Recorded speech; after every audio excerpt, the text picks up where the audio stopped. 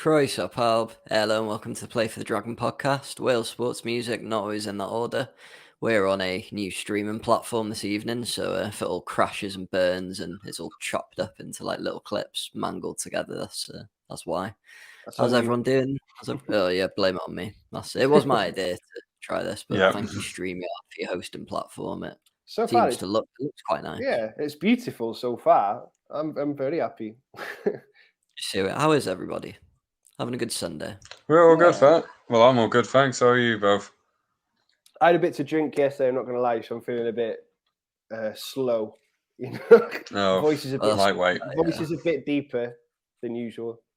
A bit, but good. Still not as deep as mine, mate, and I haven't even touched a drink. Never going to happen, Lewis. There's only room for one. No one can get to my level. But I'm good in general. I got tickets to come back to Wales for a week as well, so that's happy days. So I'll be back in September, which will be nice. I haven't been in Wales for like over a year now, so that'll be good. Apart from that, pretty quiet days these days. Was the last time you were over? Was it the FA Cup final? We watched it in my back garden, didn't we? Yeah. A rare instance of Arsenal success for you to enjoy. Probably the last for a while, to be honest. It's good that you've managed to coincide us probably having a housewarming party with you coming over. So it's all worked out quite well. We just need to. It's not going to be a massive thing. But it'd be nice to have everyone over for a few pints and Lewis, if you want to get the train up. It will be a weekend. I'll see what I can do. I feel that the weekend is when I agree to meet someone. So I said I'd meet Dan for a game. So I'm a little bit struggling there, but I'll see what I can do. Bring him along. Does he like beer? Of course he does.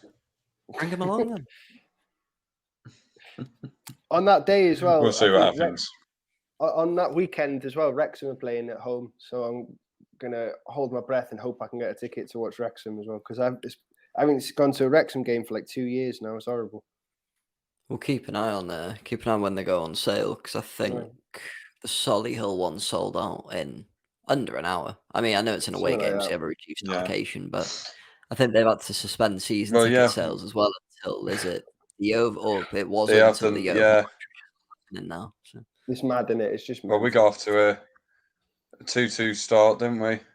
Yeah. Wrexham. Very good place to start with. Highlights yet. I sadly wasn't there, but 2-2. I believe Solihull Moors were quite high up last season, were they? So Solihull Moors are like our bogey team. We've gone like 5 losses in a row. Yeah, I was going to say we were hit and miss with them, so I'll take a draw. Sadly, we've drew last minute, which is to kill it.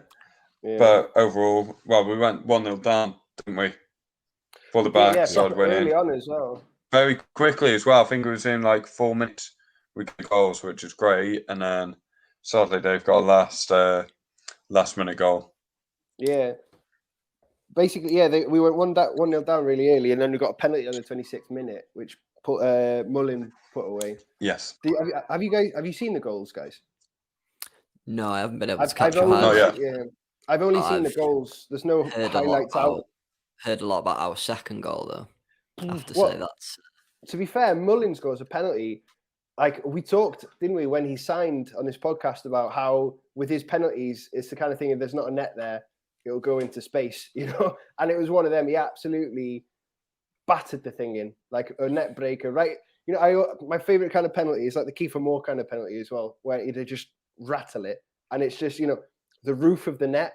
You know, it's not even the back of the net; they hit the roof from like 12 yards. So it was one of them. And the second goal was from Jones, wasn't it? Is it Dave Jones? I think.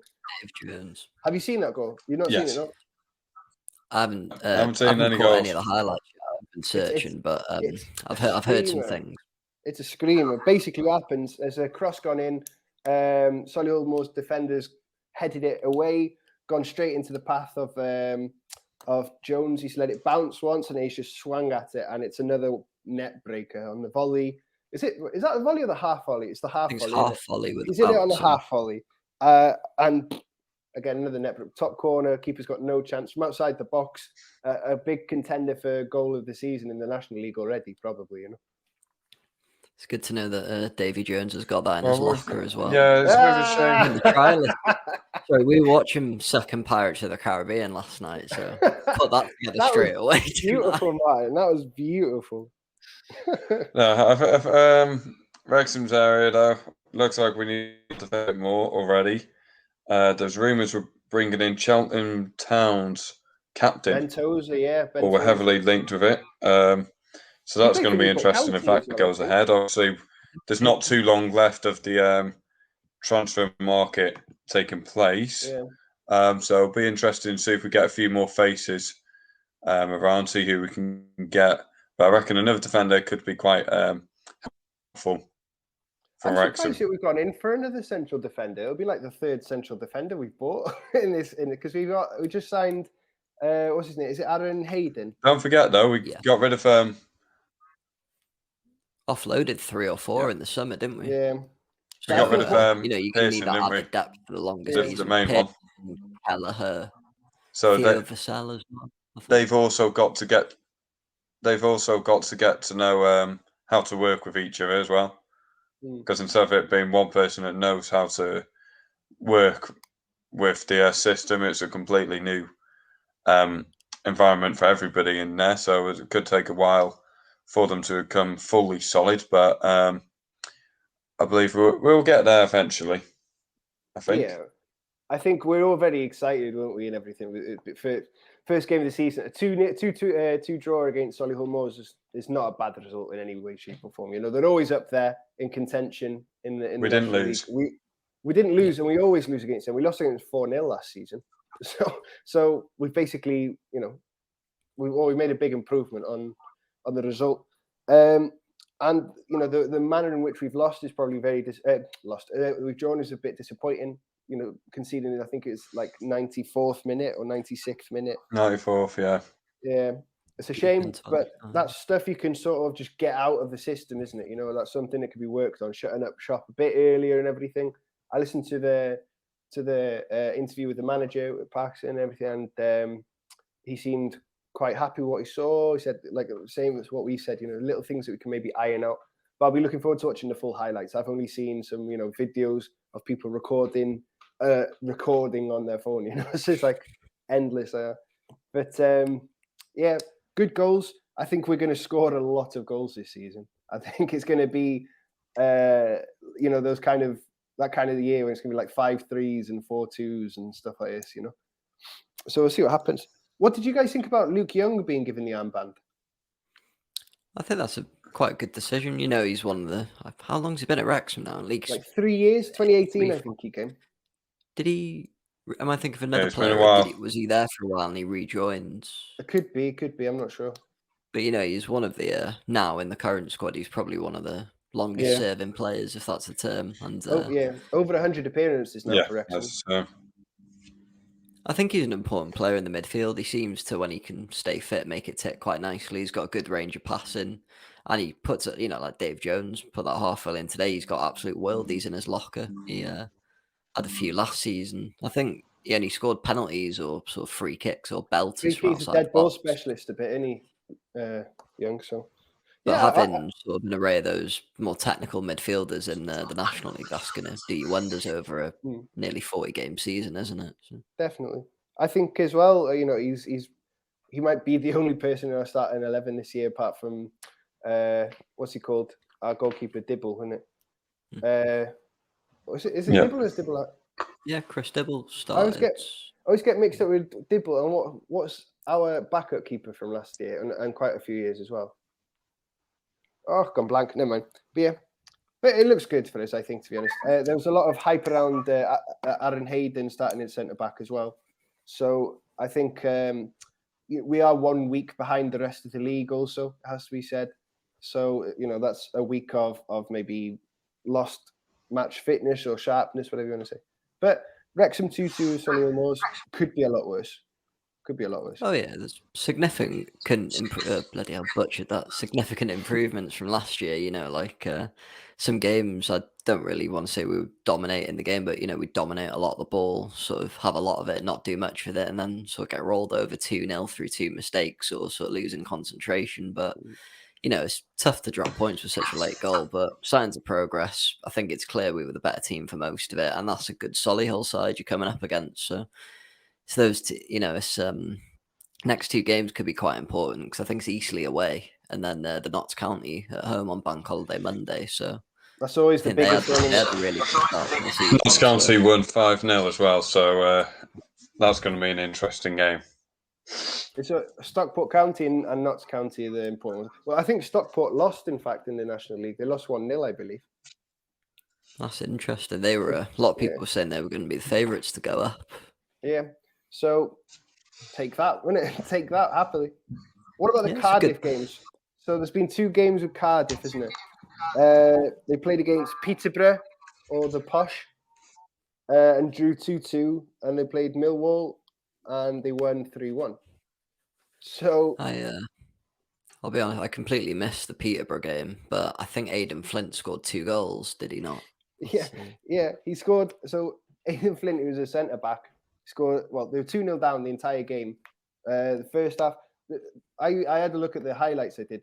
There's some decent highlights from the Peterborough YouTube team or whatever it is, and their first goal was a bit of tricky feet. Cardiff players a bit slow to get to a man, just sort of let him have the ball, then he just fires away and gets it. And the second goal, I can't remember off the top of my head, but then 83rd minute, Flint scores a header. 96th minute, Flint scores a header. A brace. So it was a bit of a frantic finish to a game that didn't have a lot to offer through the rest of the course of 90. Although both teams are in a bit of trouble for having some handbags in the first half. There was a clash from a overzealous tackle from I can't remember, a Cardiff player. He's taken a Peterborough lad out basically, and a scuffle ensues. And it looks like they're both going to be fined for not. What's the official terminology they use? It's like not keeping their players controlling the players, is it? Aye, yeah, that's the one. That's the one. Yeah. So there you go. I mean, where are Cardiff now in the league? Well, where are Cardiff now in the league? Didn't they win yesterday? Ooh. So not a bad start for them, is it? They've done quite well so far. Against Millwall, 3-1 they won. There's a brilliant thing from it's Millwall, so of course there was a bit of argy-bargy in the crowds. Millwall are weird, aren't they? They are weird. They're always in the Championship and always mid-table. Like, I don't know. I can't remember last time I've seen them struggling and seen them doing well. They're weird. They had a but yeah, I mean, they're one of those teams where they're always tough to beat. So Cardiff scoring 3 past them is a good sign, in my opinion. So yeah, that'll be interesting to see throughout the season. I think being 6th already in the season after 4 games is a very good start. So yeah, that'll be quite interesting to see. Swansea, what about them? How did they come on? Hold your horses a minute with Cardiff. Flint scored another brace in the Millwall game. So he scored 4 goals in 2 games. He's now the Championship's top scorer. Things you didn't expect to hear in 2021. So again, but just balls in again. One is a header, and the other is just got a nice little sort of flick onto a cross that's already probably on its way in. And the other goal was Morrison helping out in with the third, a little captain's contribution with a really horrible. Guessing that's the corner. I'm not sure if it was a corner. It was again just another header in, and or just like a set piece. Yeah, his celebration was like a weird sort of twerking thing, which I would not like to see again. Yeah, that was odd. I didn't enjoy that. But no, all 8 of Cardiff League goals this season have actually come from headers.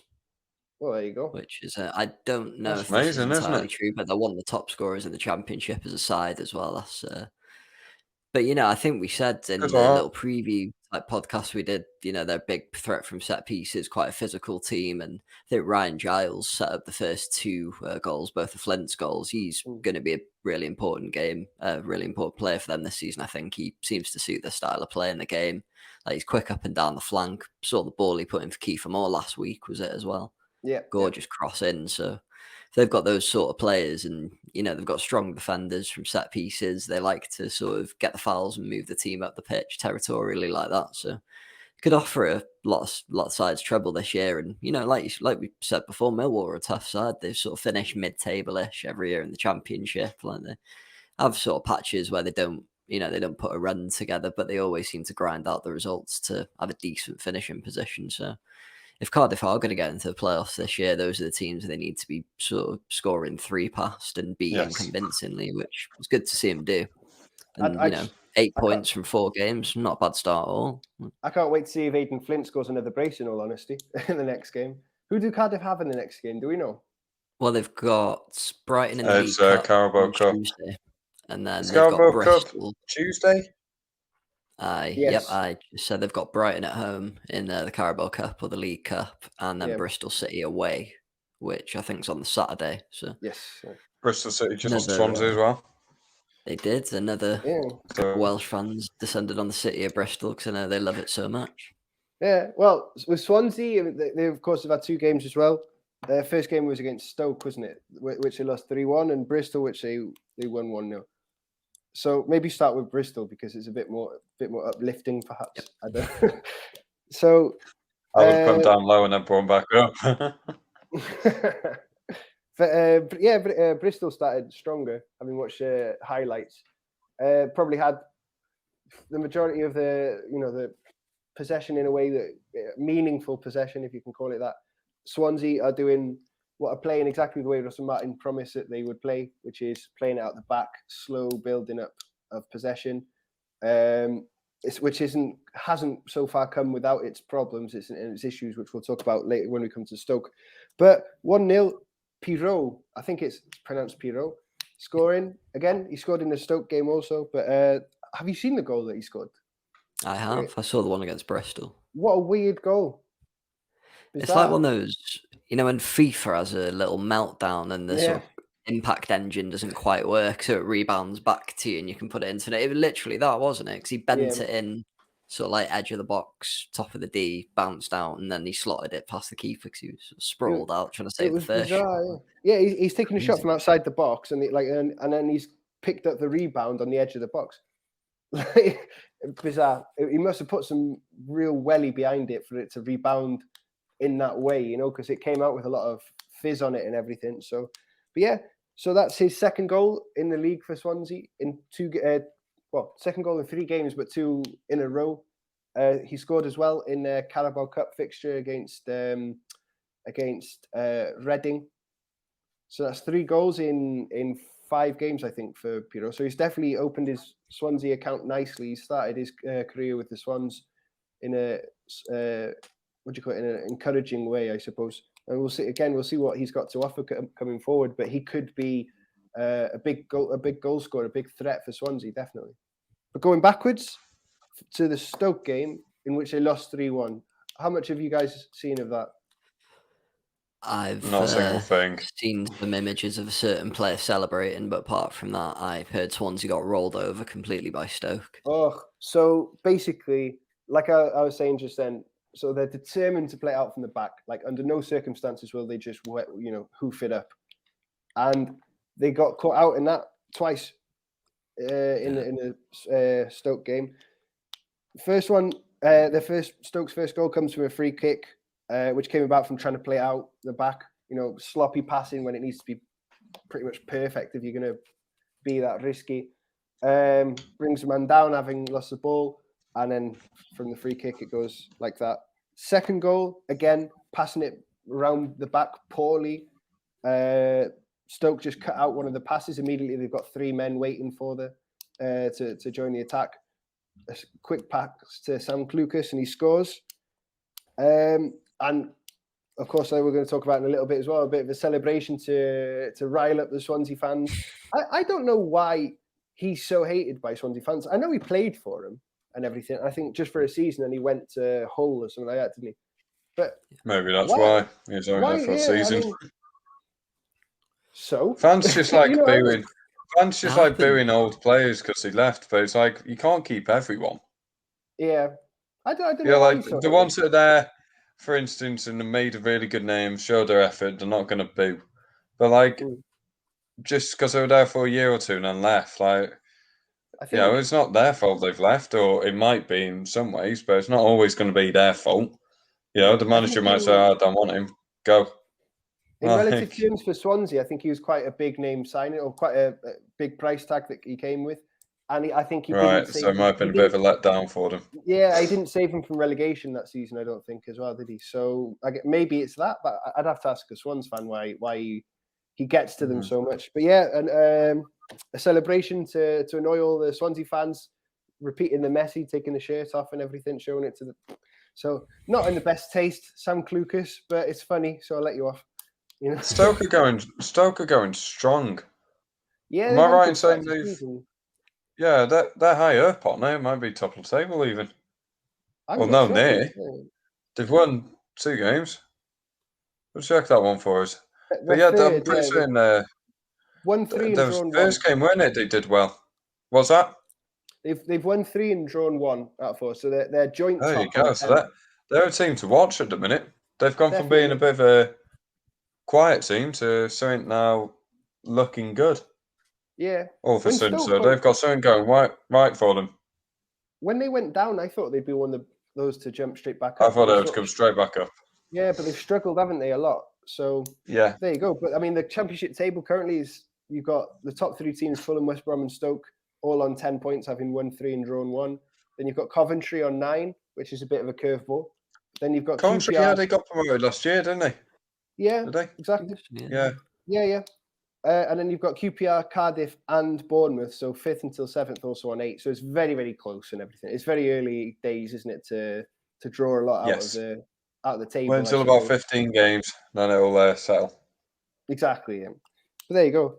So anyway, and then just the consolation goal as well in the last few minutes. Pirot scoring a header.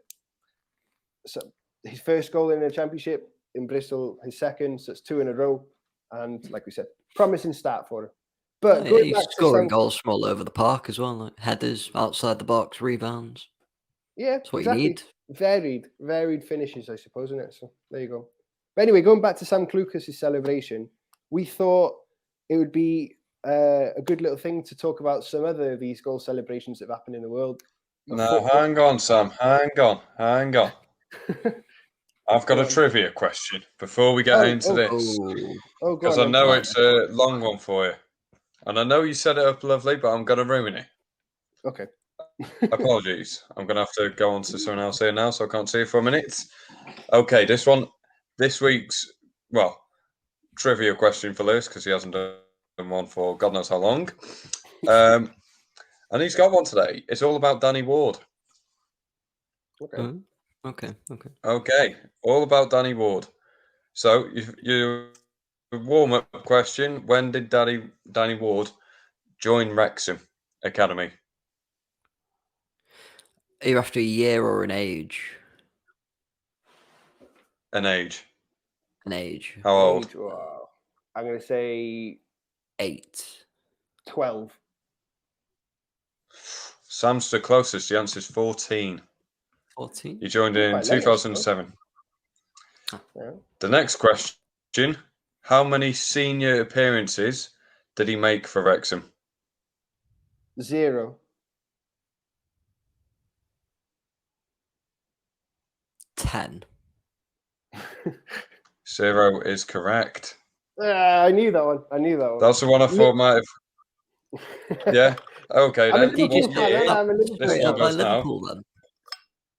Liverpool snapped him up like that. He's showing a lot of promise. He played one pre-season game, I think, where they lost. Okay. Wrexham lost 1-0. So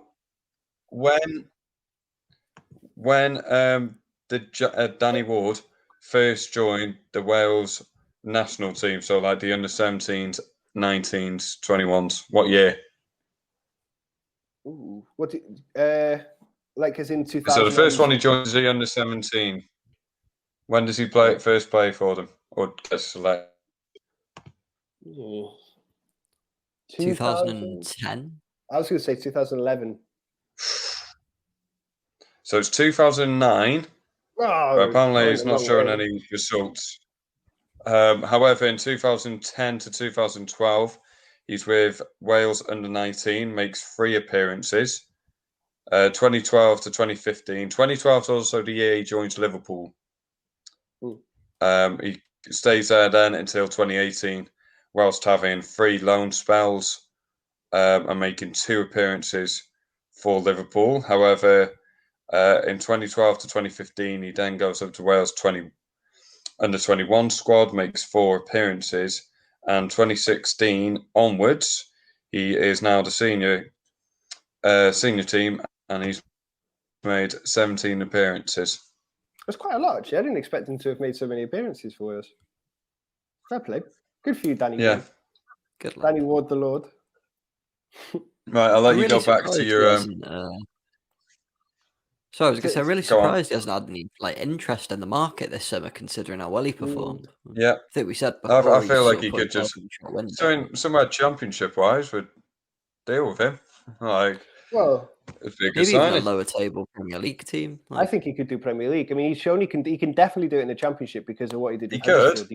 He pretty much got them promoted. He could do it in the Premier League. However, I feel for them to make a name, or for himself to make another name of what he's got, and to show what he is capable of, he has to go down a league or down the position where he is. I mean, he's had a great club, but if you want first team football, you're probably going to have to leave and maybe go down, or at least be lower end of tables. Maybe. I still think he could definitely pull out the bag for a Burnley, a Palace, this kind of caliber. I mean, he's sort of pushed Hennessy out the Wales setup, and he was with he's now with Burnley, isn't he? So I think he could definitely do it at that level. Yeah. Definitely. Anyway, that's the end of my trivia question. Right, let's go back. That was a nice little homage. My homage. An ode to Danny Ward.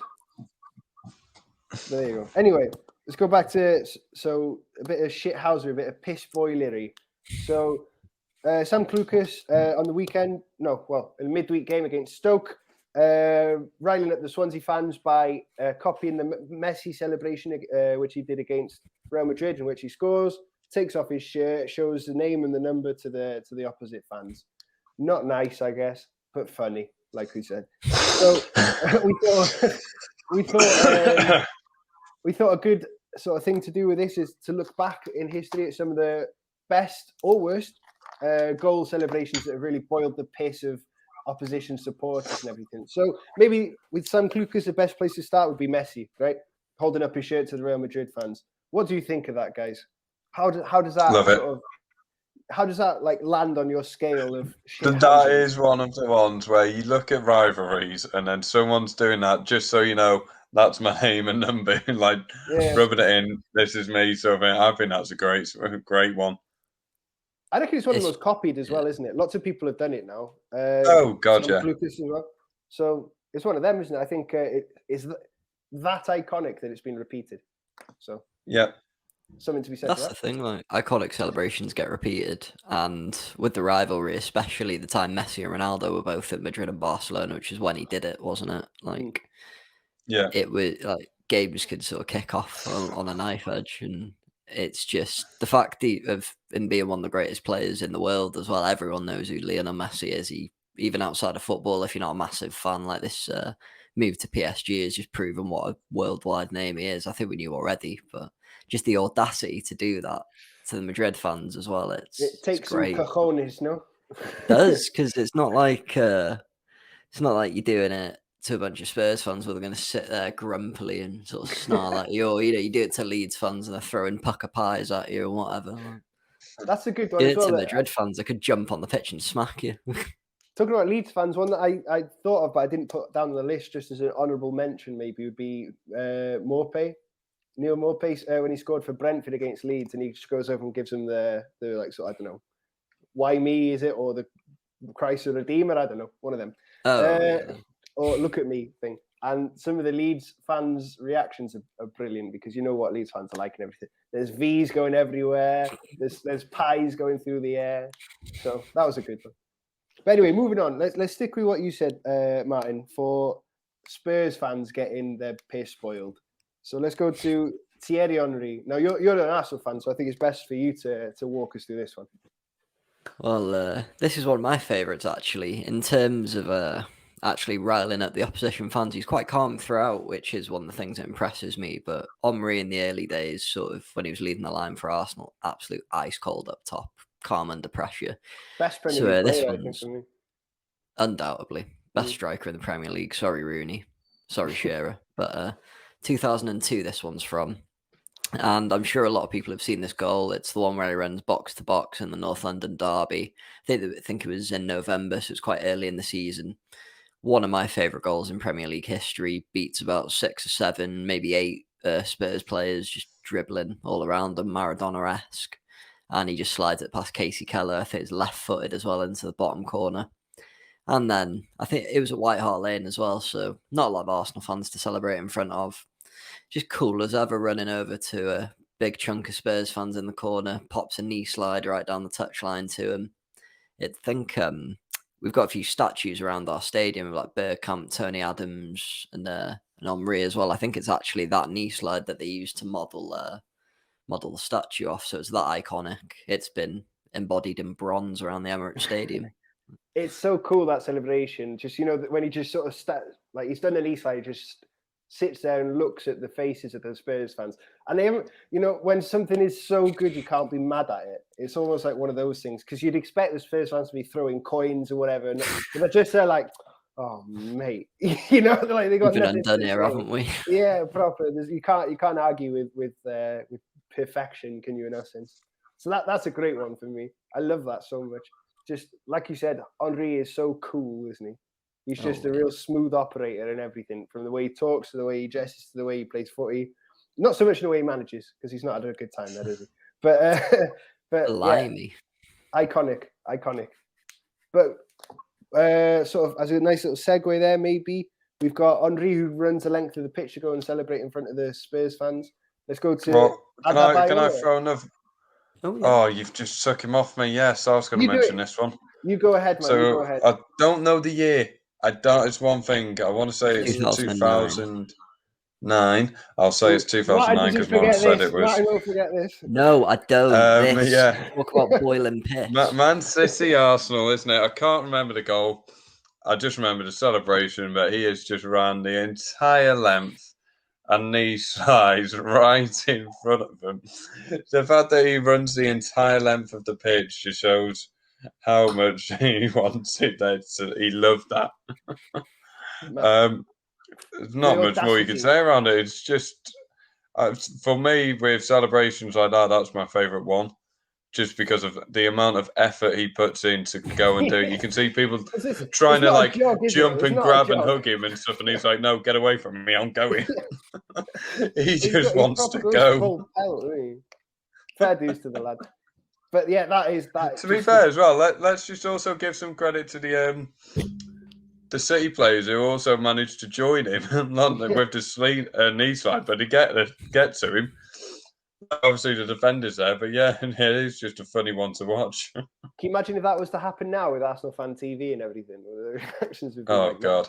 Oh, God. But that is just so good. What were the circumstances around it, Martin? Why was he so annoyed? Didn't he leave? He left, yeah. Well, obviously, he left, but on bad terms, I'm guessing. Oh, yeah. Well, we had 4 or 5 players around that time. When City got their original influx of money from Sheikh Mansour, there was Adebayor, Kolo Toure, Gael Clichy, Bakary Sagna, and Samir Nasri all left within a year or two, maybe 3 of each other. Yeah. Seeming, at the time, this is when City were really building themselves as sort of getting away from being a mid-table top Premier League club, and they were looking to push into the top 4 as it was at the time. So it was, at that point, just a case of, okay, we see what you're doing here, you're just leaving because they're paying you a much bigger contract than that. But I think the problem on Adebayor's part, he felt massively disrespected because he'd been at Arsenal for 3 years, played 104 games and scored about 46. He scored nearly 50 league goals in 3 seasons. He was a great player for us. I remember him scoring a really good goal at Old Trafford to nick us a 1-0 win. But he'd been our top scorer consistently for the 3 years he was there, or the final 2 years he was there, I think.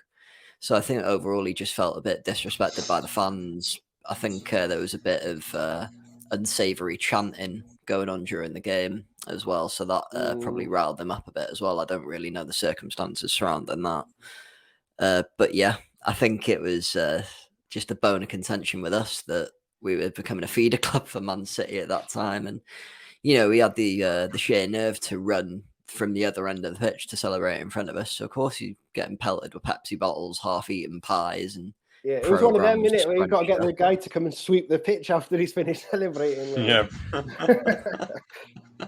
But yeah, it's iconic, isn't it? That's like a Premier League moment, I think, isn't it? It's one of those things that it's like just a part of the sort of shared history of the Premier League now.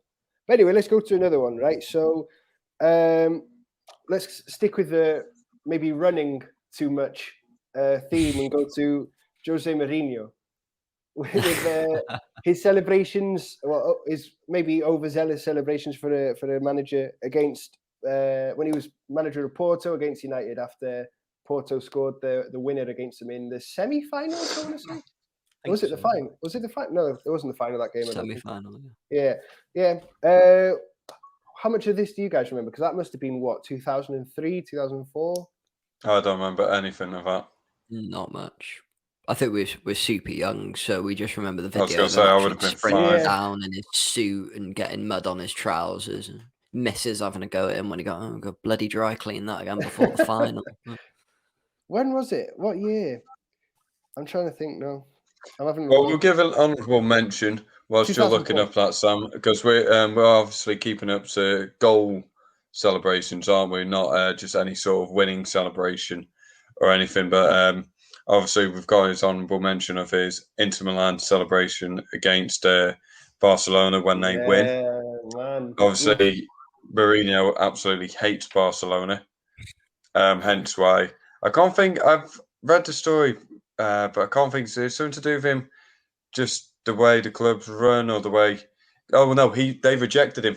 Sorry, really? I think if I'm right in saying this, Mourinho actually did try to go to Barcelona, but they're like, no, we don't want you. We don't like your style, your sort of attitude. Don't like you almost. Oof. I'm not too sure on that. Don't need double checking.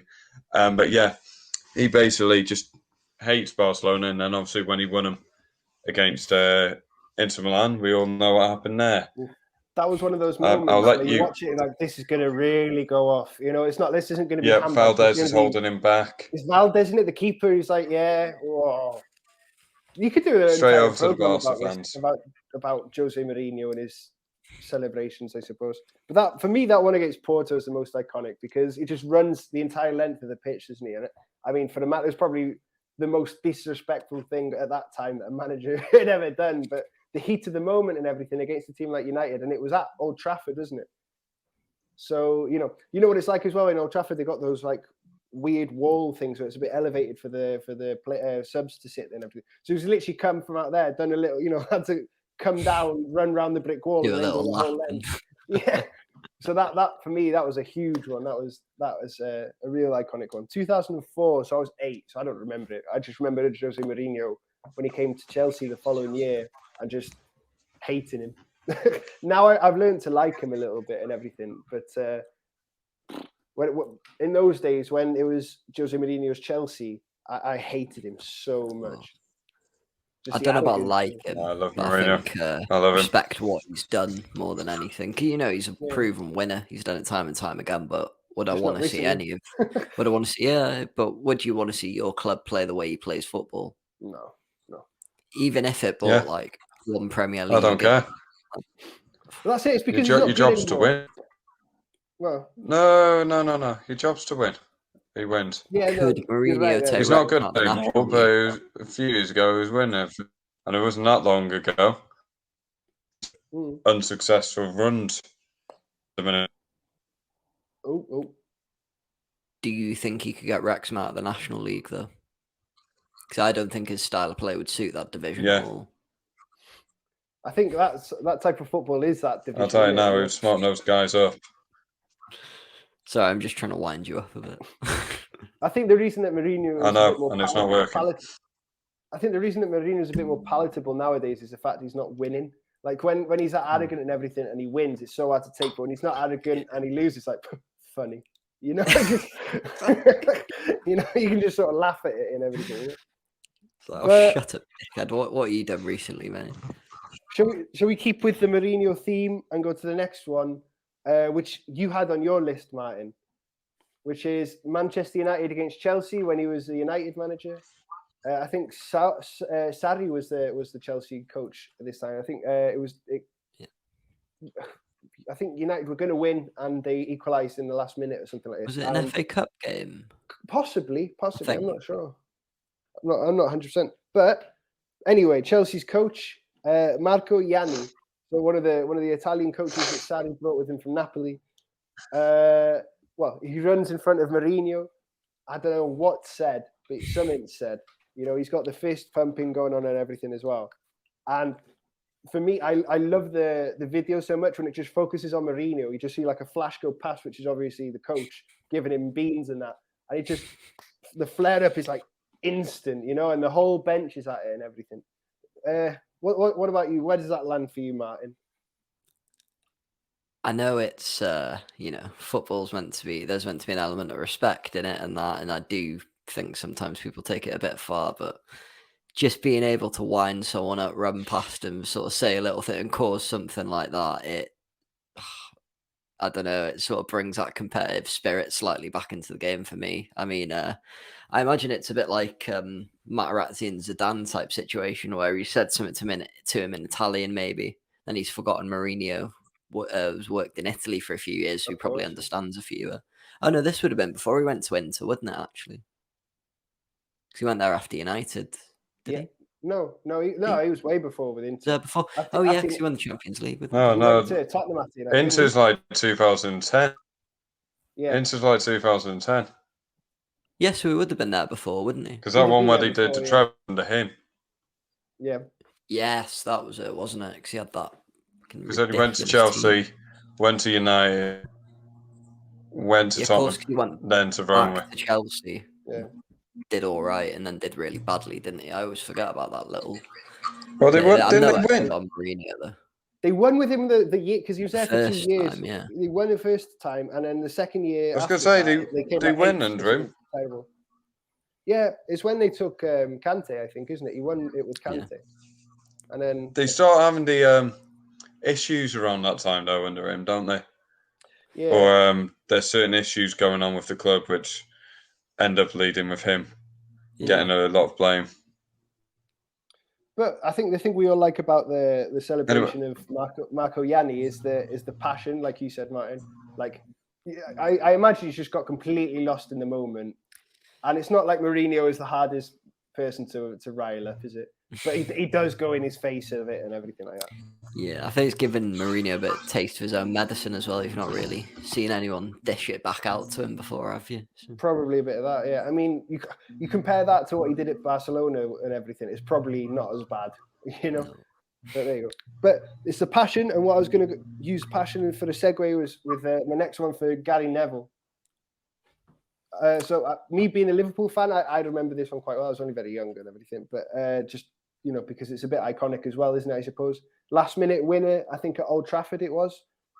It could have been at Anfield, I'm not sure. But what's his face? Rio Ferdinand. Yeah, Ferdinand knocks it in with his head.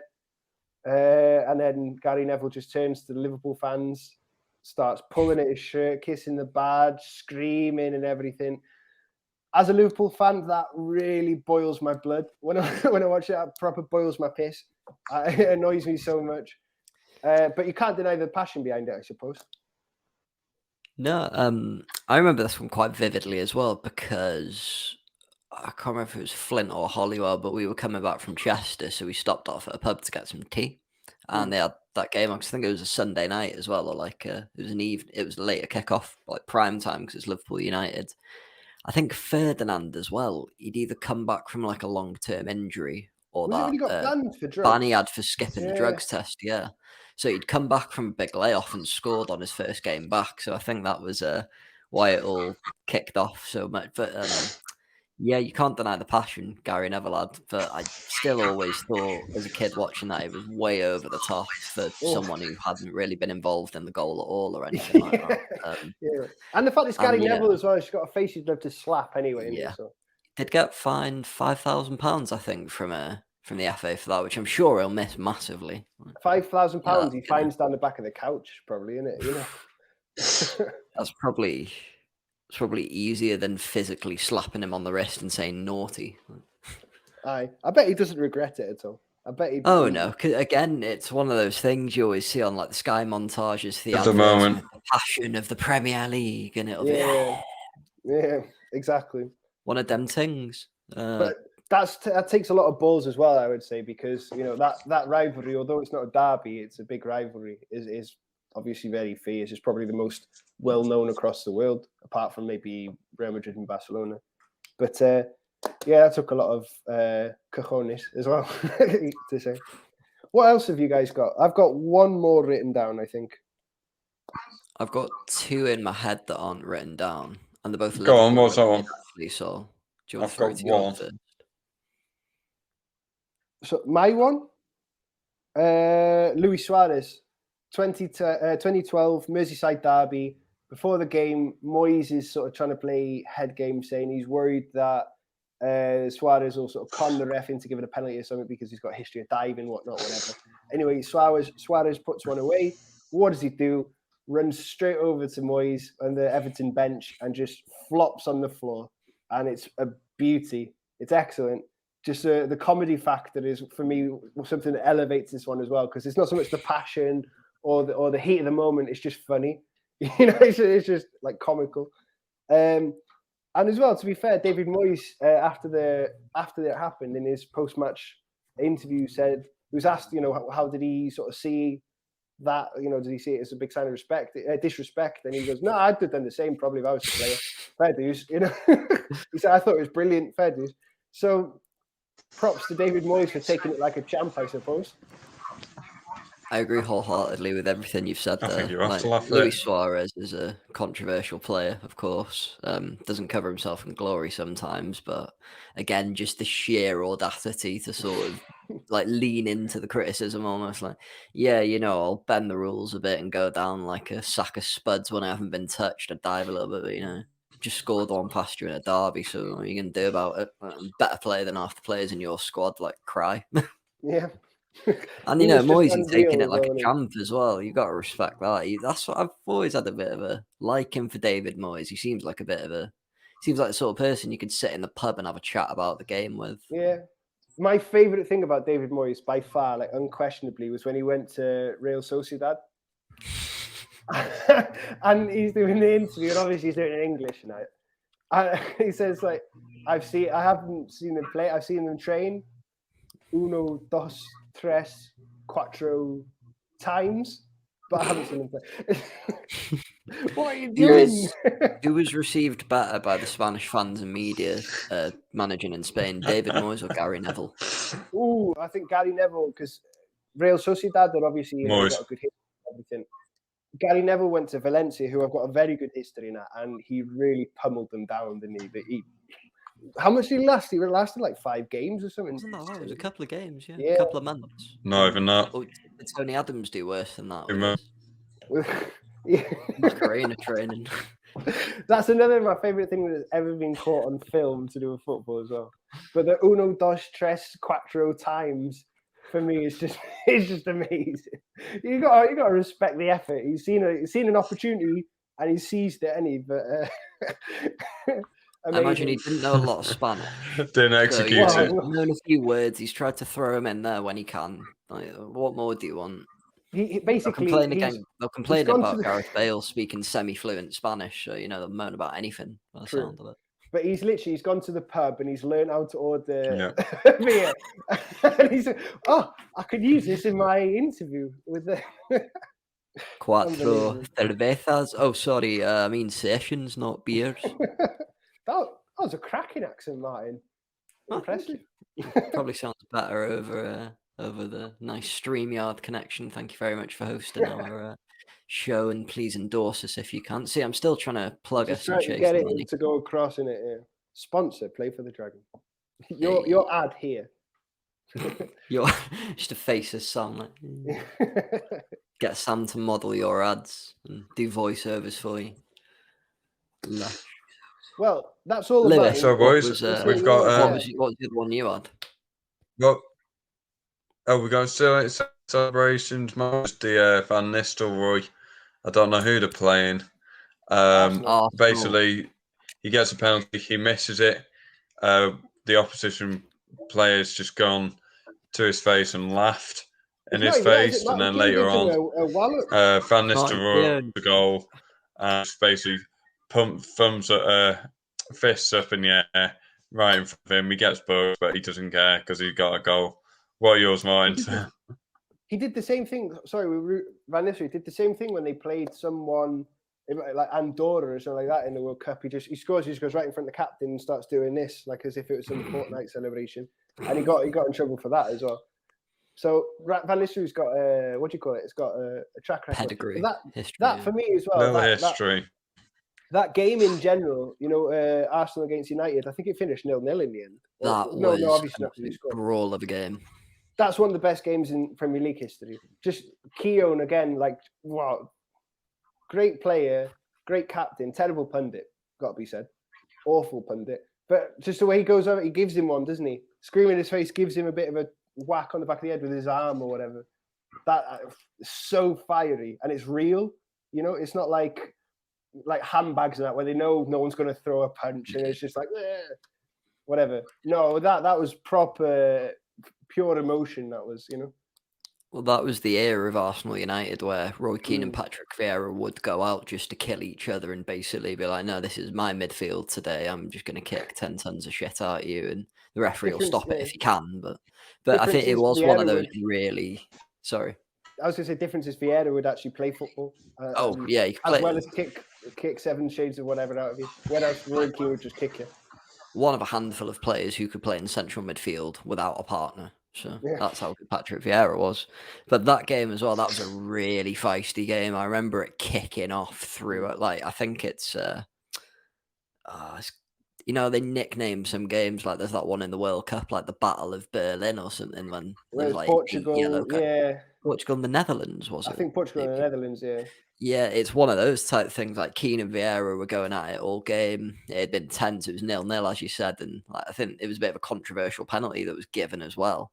So that's why Keown's blown up even more and given him a crack and got right in his face. Ha ha ha ha. Best thing he's done on the mic for about 20, 30 years. But it's a different era of the Premier League, isn't it? That's when games were like that and the rivalries were that much more fierce. But you wouldn't get away with that anymore, anything like that. What about you? Especially cracking him before he'd just go down and VAR would get him straight off. Probably, yeah. But I've got no problem with a bit of shoving, just contact sport at the end of the day. It's better for him to get it out, having a little push and a shove, than going in 5 minutes later and breaking his leg. Surely, double footing someone, and yeah, exactly. I agree. Get the aggression out, calm it down, resume play. What about you though, Martin? Was that one of the ones that you had thought, or no? No, I forgot about that one. But well done, Lewis, for remembering that one, because that is one of my favourites. I've got two. I'm going to briefly mention one and then say nothing more on it, since ITV basically gave us a 6-part documentary into Euro 90 whatever. Paul Gascoigne in the dentist chair after scoring that pretty decent goal against Scotland. If you want to hear the history of that, I'm sure it's still up on ITV Hub somewhere. So yeah, fill your boots, because I don't give a shit going into it. What I do like about that one, though, to be honest, just as a little note, is the fact it's not against any fans; it's against the media in general. It's just against the country, isn't it? So I quite like that. It's not like getting out their own back against a fan. It's just literally being to the media, which is always nice. Bit of media shithousery. Yeah. The other one that I think is a bit more media shithousery than fan shithousery, you probably remember this one a bit better than me, but Robbie Fowler, can't remember who he scored against, but sniffing a line off a Oh pitch. my God, yeah. Bloody hell, I forgot all about that. Wow. God, I forgot all about that one. It's a deep cut. I don't know if is it technically the Premier League? Yeah, it was after 92, wasn't it? So it would still be Premier League era. I can't remember the circumstances surrounding it, but I just remember I think he got in trouble for drugs, or there was rumours of him doing drugs or something, or cocaine, and that's why they was sniffing the line as if it was cocaine. Exactly. White pound or white paint, not much different. It was in a Merseyside derby as well in 1999. I've just had a look there, 1999. Yeah, basically it was because the Everton fans always used to accuse him of doing drugs. It wasn't just like, in general, people thought he did it. He probably did, but I'm pretty sure everybody in that sort of era was on some kind of thing like that, But yeah, basically the Everton fans used to give him a lot of grief for it. So I think they won the game 4-2 or 3-2. It was like quite a tense one. Scores, snots the what do you call it? The line. I can't remember the border of the pitch. Great. So that was a good one. Fair dues. Brilliant. I think that wraps that section up nicely. We've covered most of them. Do you want to put them in order? Well, I'll tell you my top three. Rank top three or something. Yeah. I'm gonna go for top three. So third, I'm gonna go for Luis Suarez, just because, like I said, because it's dead funny. Just the pure comedic factor. I'm gonna go Luis Suarez. Second, I'm gonna go Gary Neville. Although I'm a Liverpool fan and everything, I hate that celebration. It is, it's very passionate and everything. It's sort of what the game's all about, I suppose. So, if a Liverpool player was to do that to United, I'd be happy with that. A good one as well, I didn't mention, by the way, just as it comes to my head, Harry Wilson, when he scored for Derby against United, and he gave him the 5 Champions Leagues. That was good. And number one has Adebayor, obviously. That is just the biggest piss-boiling moment in history of football. So, for me, like I say, Suarez, Gary Neville, Adebayor. What about you guys? Let's go. Definitely Adebayor number one. You got Adebayor number one. Yeah, Adebayor number. Fan the Stories number 2. I love that one. That just makes me crack every time I see it. It just makes me laugh. And third one, maybe the Robbie Fowler one. Actually, I quite like that one. Robbie Fowler's good because it's a bit less PG as well, I suppose, isn't it? So that always helps. And you, Martin? It's a bit mad. No, I'd have the same top 2 as Lewis, but I don't know. It's hard to squeeze the third one in. I think because of how controversial a player he was, and I think how many years was Suarez in the Premier League? Like 4 or 5. It's not like not long. It's not like he was there for 10 years or anything. He made that much of an impact, and sort of with the media, and I'd have to put him in the third for that. With how well David Moyes took it as well, it's sort of a light-hearted banter and maybe restores his character slightly. I'm surprised he didn't go for Henry. I think it's mainly because the reaction it didn't cause. Maybe, yeah. Anything really, like big goal in the big game. Great finish as well, but iconic Premier League goal. But I don't know if it riled them out that much. Because like you said, when someone scores a goal like that against your team, you can't really, you're mad for a few minutes and like, yeah, okay. A bit like when we got beat by Denmark, we were all seething and then we're like, yeah, okay, fair enough. They played us off the park and Dolberg's first was a cracker. And so I think that's why I'd order it that way. But that's the thing is, so many to shoehorn in. You don't think there's that many actually, do you? And then when you start researching it, you realise that. We sort of the Premier League and that as well, didn't we? I mean, there's some Mourinho on in the Champions League, but it's against the Premier League team. So, but if you go further out, some of the ones from South America and stuff are ridiculous. You got people showing their ass. Yeah, people showing their ass and that. You've got people. I can't remember the name of the guy, but there's a goal celebration, and he just goes mental and starts kicking the advertising board. I can't remember the guy. I don't know. I think it might have been the Premier League. Oh, God, yeah. You know what I mean? Yeah, he just starts kicking the daylights out of the advertising board. It is Premier League. Doing it. God, who was that? I don't know. I want to talk about next. I don't know. Anyway, boys, we've got national games coming up September. We do. If you watch the bottom of your screen, boys. Here we go. Hey, look at that. That's excellent. Oh, look at that. These are just the 3 in September. Finland, Belarus away, 2 away games. and Estonia. I think they're all winnable there. Big time. It's a shame they're not all away. I'd quite like to get them all done away just in that round because they're so close to each other, those countries. You know? Finland in the friendly will just be the youngsters coming on, I think. Yeah. We'll have a look at a few things. I think you could see some players that haven't featured in that, to be honest, at least recently. Maybe even some older heads to bump up their caps. I think you'll see Wayne Hennessy playing against Finland. Ben Woodburn has done really well for Liverpool in pre-season. He's got a lot of plaudits, and I think he sort of earned himself a loan move to Hearts. I'm not sure if it's official that yet. Is it official? Yeah, I think that's been confirmed now. There you go. So, played side in the SPL. Good move for him, hopefully. One of the biggest sides, one of the more sort of like well-known sides in the Scottish division as well. So good for him. But I think you could see Ben Woodburn playing. Luke Jeffcott, I'd definitely like to see playing, at least in that friendly fixture. I mean, for God's sake, please. Yeah. What does he need to do? He scored 4 goals in 5 games now. He scored Plymouth second against Shrewsbury at the weekend. I think he set the first step as well. So he's 4 goals, 3 assists, or 2 assists in 5 games. We've said on previous shows and like the sort of when we were talking about the Euro squad and that, he needs probably a year or two where he can keep repeating this form and maybe extend it past sort of February, March. I think he had a bit of a cold end to the season, but he's hot. He's scoring goals. We've got games where we can afford to have a few more. Well, it's the end of a tournament cycle as well. You're always going to have players sort of coming in and out the squad. Yeah. I think he's too old to be eligible for the under-21s now as well. So it's almost getting to that point where he needs a call-up or he's probably not going to feature in the national team. Yeah, so. It is now or never, isn't it, a bit? I agree. Same for Christian Deutsch. I feel bad for the lad because he's gone out, hasn't he, with an injury. I think that could have again, just as well have been for him. It's in the striker position that we're the weakest as well. I mean, that was really shown pretty clearly in the Euros that, with the one striking option and then having to put Ramsey in as a false 9, it just didn't work for us at all, We had Robson Carney to take, we didn't take him because of issues off the pitch.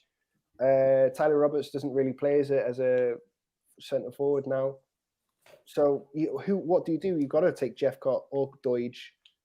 But with Deutsch being out, I think this is Jeffcott's time to really make a stamp on the national team. And if he's given his chance, I don't see him not. I think it's an opportunity to try something in that Finland game. I think Finland will be a tough game. Obviously, we're not going to play a full 11. I think the Belarus and Estonia games, I'll be playing the strongest 11 we can possibly field out and try and get 6 points there. But Finland game will just be a few players here and there changing. We might not play in the rest of the other 2 games, but there'll be a few interesting changes, I reckon. But yeah, I'm looking at 6 points after 2 qualifier games. Yeah. It really has to be, done it, because we've beaten Czech Republic. I don't know if we'll beat them again because they were so good in the Euros. We played them at the perfect time, and Schick it was as well that got sent off against us, who went on to have one of the better Euros sort of performances. He scored that goal against Scotland. Best seasons. Yeah, one of the better strikers at the tournament this year, and. Like you said, 3 winnable games. Probably try a few players out in the Finland game. Jeffcott should definitely be getting a start if I'm in charge. Maybe even Brennan Johnson as well. A few players like that. But Josh I think, yeah. Oh, he's been brilliant for Bolton so far. I think he's scored the winner in 2 games, or he's scored twice this season at least from midfield, and stepping up a division as well, isn't he? Because he's in League One now. Exactly. It looks too low for him still, doesn't it? League One, he's Championship or above for me. I think of quality. If you can keep this form going, certainly, but playing for a team like Bolton as well, I think that, obviously they've been a bit unstable recently. I think they've managed to steady the ship somewhat. So if they can keep pressing on, they've good resources, big stadium. Get big back. Yeah, oh yeah, there's that as well. Amir Khan included. Have you guys seen the other bit of national team news? We've Rob Page has been allowed to add a assistant coach to his squad now, so I guess that's pretty much him in charge for Qatar and maybe a bit beyond if we get there as well. So we've bought an ex-Wales defender in by the name of Alan Nill. Did make one appearance. Oh, bollocks. I've just ruined my trivia question. No, I haven't. Don't worry. I thought I'd given the answer here, but I haven't. He has made one appearance for Wales previously. Well, we'll go on to the trivia question now, mate. We'll do it now then. Because I was going to ask you, can you name the side we played? Finish off your sentence. What? I think I was going to. Oh, don't worry. Okay, trivia. Since I've completely fucked this section up, can you name the side we played when Alan Nill won his one and only Wales cap? And for a bonus point, can you name the year? See, I was going to ask for the year as a clue. It's in the 80s. I'll say that much. In the 80s, I'll narrow it down for you. So you got 9 years to choose from. In the 80s, I don't think we really played against many clubs outside. 85. 85. Czech Republic. Okay. Or Czechoslovakia, as it might have been then.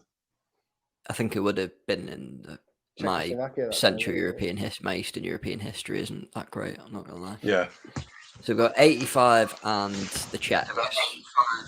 I'm trying to think now because I mean around that time we weren't qualifying for anything, obviously, so we weren't playing against teams outside of Europe. So it's definitely going to be Europe. I'm going to say 88, and is it a big team? Can you give us that or no? Is it? I'd consider them a big team in Europe, yeah. Right. I would say then. Right, so I'm wrong. You didn't get the same. Sorry, mate, you are wrong. I'm going to say Germany. You are so close. You got the year right. It was 1988. The Netherlands. Netherlands. Well, so they border with Germany. Do you know what? They were the first ones that popped to my head. That would have been a good Netherlands side as well. Should have backed yourself, sir. Oh, well. Should have backed yourself. Should have gone. Oh well. Never mind. But yeah. I don't know a lot about Alan Nill. He had the one Wales cap. I think he's had a few coaching managerial jobs in the lower leagues. He's replacing Albert Stuyvenberg though, and I think he's going to be a big loss for the Wales setup. Giggs brought him in. Let's not talk about him anymore. But he was working sort of part-time with Wales and part-time with Arteta at Arsenal, so he's gone over full-time. I think he's been at Arsenal since 2019, so becoming a bigger part of Arteta's setup and saying goodbye to Wales. But I think Alan Nill was the assistant at Sheffield United last year, so he's worked with, well, I don't know about just last year, I think he's been in their setup for a while, so he's worked with Ampadu and Brooks. So we'll know a few of the players coming into the training camp, and he will be involved in the camp in the next week or so, I imagine, because the games are coming quite soon. My notes I've got on Alan Nill is that as a player, he played for both Swansea and Cardiff. So I guess that kind of plays in his favour, or not. I don't know. It depends who you ask, I guess. But he's sort of had quite a varied experience, both as a manager and as like a coach or assistant coach and stuff. He's sort of done it all in that sense. Mainly in teams in like League One, League Two level, talking like your Torquay, Scunthorpe he was involved with, I think, Bury as well. So, you know, that kind of calibre of club. And then in 2014, he's joined Chris Wilder at Northampton and stayed with him on the move to Sheffield United. And he's with Sheffield United until now, I believe. I think maybe he left when Chris Wilder left. I'm not quite sure. But that's his most recent job. So, I mean, you know, as someone, again, with Premier League experience, the same as Stuyvenberg, having worked with Chris Wilder, you know, that first season at Sheffield United were in the Premier League. They were outstanding, really exciting, and a similar sort of profile squad to what Wales have, perhaps you could say, in physicality and stuff like this. So, and, you know, that back five sort of system. So it could be a good move, But, you know, Rob Page won, Alan nil. But you got any thoughts on that, Lewis?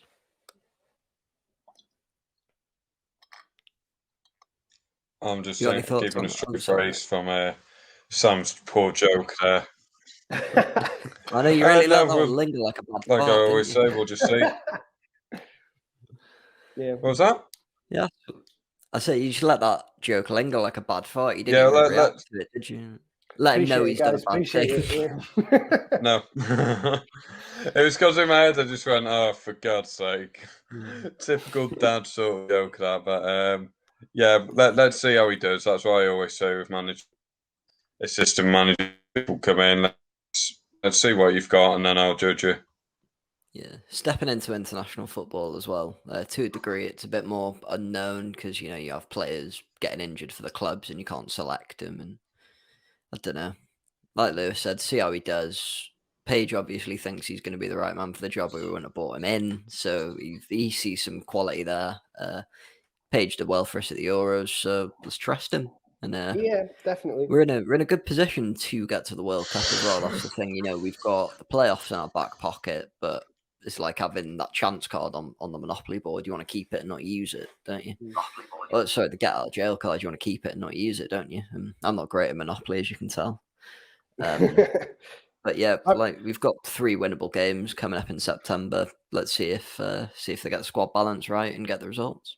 Definitely. I mean, it's not like they've brought in a nobody either. He has got some experience at varying different levels. I mean, if Wales were a club outfit, they'd probably we'd be talking about championship sort of level, I suppose, when you look at the majority of our players. Maybe that's sort of changing with a lot of our players having more sort of high profile clubs, like Rodon having gone to Tottenham, Ampadu back at Chelsea, stuff like this. But I'd say maybe it'll be a good shout. I think the Sheffield United Wales comparison is a nice sort of thing.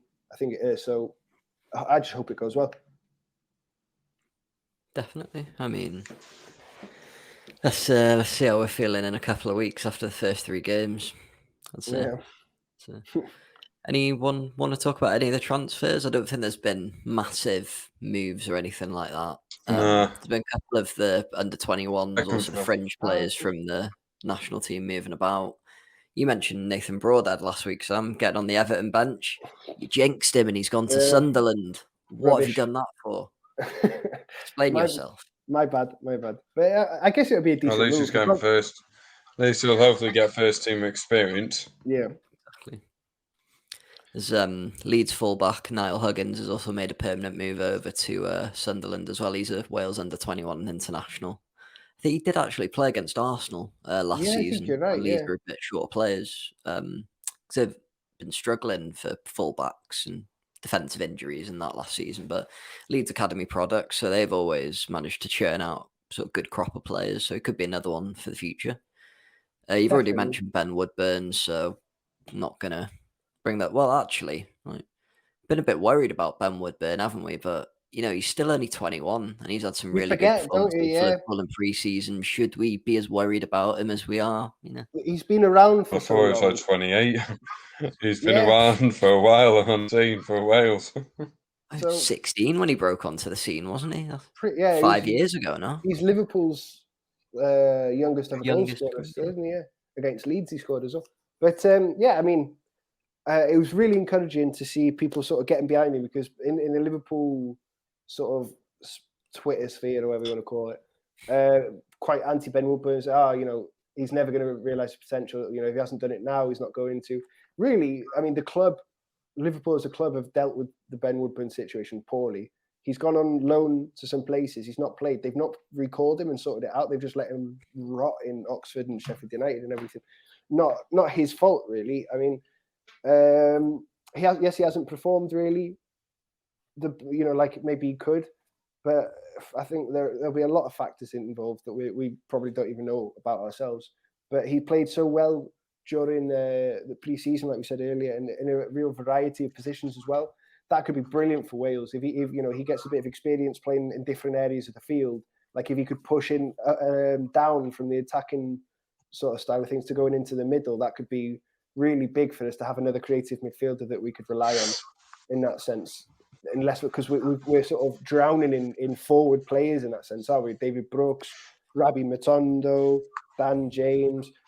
There's loads, but in the middle of the pack, not a lot really. So He also played as a sort of makeshift fullback as well, didn't he? Yeah, I was going to ask you about that. It was like a right wing back. I think he's a quite versatile player as well, isn't he? Like he sort of plays that false nine or a winger, sort of inverted winger cutting in off the left. But he might just be a useful utility player to have around the squad if he can deputise in a number of positions. Because Dan James, an out and out winger, I think Wilson can come in as a 10. Or he does occasionally. Has he played centre midfield before for us? I've got a feeling he has. But Harry Wilson, I think so, but he tends to be that sort of guy that gets forward a bit as well, doesn't he? Yeah, sort of if he is break playing in midfield. Exactly. Yeah. On the thing of wing backs for Liverpool as well, Nico Williams wasn't in the matchday squad over the weekend. Looks like he's sort of edging closer to a move away on loan. I don't know what you guys think about that. It could be a really good thing. Yeah, no, he's not going to push Alexander-Arnold out of the team, is he? There's just no way. We always say it, young players need game time, and if that's a low move away and they're going to start 25, 30 games a season, it's what they need to do. It hurts me because I'm a Liverpool fan. I want to see Wales players playing for Liverpool, and there's been a big exodus. Ben Woodburn going to Hearts, Harry Wilson going to Fulham. Now Nico Williams is probably off somewhere. It's a bit of a nightmare. But if it's what's best, it has to be done. I can't admit he was linked with Southampton for a while, but they wanted a permanent move for him, which Liverpool weren't looking to commit to. So it depends. I mean, even going down to the Championship wouldn't be the worst thing in the world for Nico Williams. If he was to go down to the Championship, I feel like he'd have a season almost like Harvey Elliott did with Blackburn, where he just tears it up a bit, because he's very confident, very creative, and happy to bomb forward. So, that kind of player in the Championship, and to muscle him up a little bit as well, because that's a bit of an issue I have with Nico Williams, is that he's a young lad. He's 19, 20, but he needs a bit of meat on those bones, boy. He needs to beef himself up a little bit to be able to challenge a little bit more physically, because he can run past his man or whatever, but if he takes him out in the meantime, he's on the floor. So needs to listen to Ian Rush, get a bit more milk in him, strengthen those bones, calciums. What a horrible image, Ian Rush with his moustache and milk. Taking that to a new level. But no, Nico, that's the thing as well. Like, he has been exposed a few times defensively. I think he's been caught out a few times in the national team as well. But if he's not playing consistently 20, 30 games a season, like the mistake for one of the goals in the Denmark game, that sort of smacked of a player who hasn't played that much, so he's not sort of realised where he is on the pitch, and he's played it back across goal. And, he's he at the moment, he just wants to clear the ball, smash it, get out the other end of the pitch. But if you've had that game time playing throughout the season, you're sort of thinking, your football IQ's a bit high, you're thinking, oh no, I don't knock it across your goal to play it out for throwing.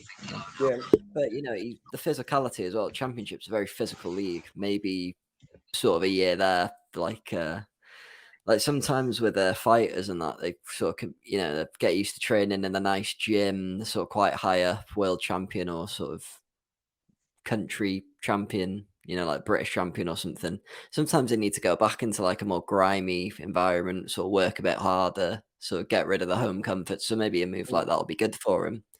Sort of blood him in the Championship, strengthen him up a bit, get him used to taking elbows off these tricky wingers that dive 1 minute and then they're trying to strangle you the next. I couldn't agree more what you said about the mistake in the Denmark game. You're right. It's just proper. If he had been playing, even in the tournament, because that was his first appearance in the tournament, I think, but that was just someone who lacked experience. It's a mistake that I feel like probably every footballer has probably made in their life, at a professional level. So yeah, could be interesting. Part of me wants him to stay, obviously. Part of me doesn't. I think, in fact, Trent Alexander-Arnold picked up a knock, albeit a small one, at the end of the game. He was sort of limping off the field after the final whistle had gone. So maybe that's his cue to go and make a bit of a stab at having a nice run of the team or not. If not, I think he should go out on loan as well. I've got two more.